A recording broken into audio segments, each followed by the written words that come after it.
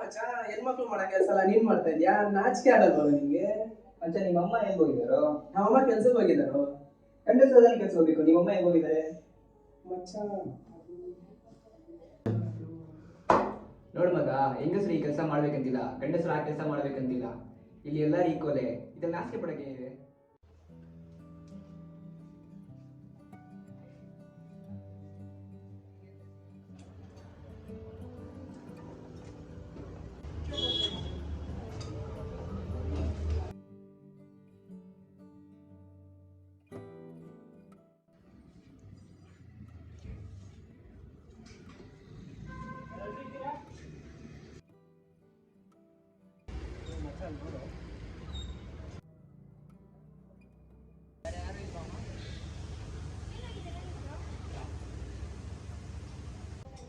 Tyre puncture ಆಯ್ತು.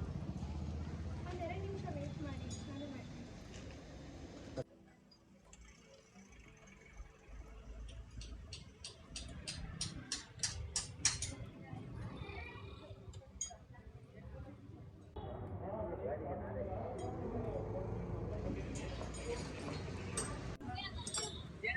ಯಾಕಮ್ಮ ನೀ ಕೆಲಸ ಮಾಡ್ತಿದ್ದೆ? ಹುಡುಗರೇ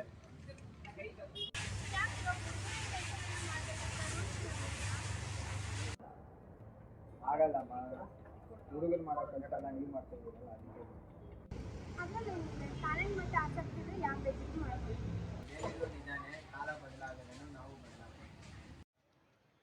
ಕೆಲಸಕ್ಕೆ ಹೆಣ್ಣು ಗಂಡು ಎಂಬ ಭೇದವಿಲ್ಲ. ಪ್ರತಿಭೆಗೆ ಮಿತಿಯಿಲ್ಲ. ಮಿತಿಯಿರುವುದು ನಮ್ಮ ಯೋಚನೆಗೆ. ನಾವೇ ಒಂದು ಚೌಕಟ್ಟನ್ನು ಹಾಕಿಕೊಂಡು ಬದುಕುತ್ತಿದ್ದೀವಿ. ಪ್ರತಿಯೊಬ್ಬ ವ್ಯಕ್ತಿಯೂ ಚೌಕಟ್ಟಿನಿಂದ ಹೊರಗೆ ಬರಬೇಕು. ಹೆಣ್ಣು ಅಂದರೆ ಮನೆ ಕೆಲಸಕ್ಕೆ ಮಾತ್ರ ಸೀಮಿತವಲ್ಲ.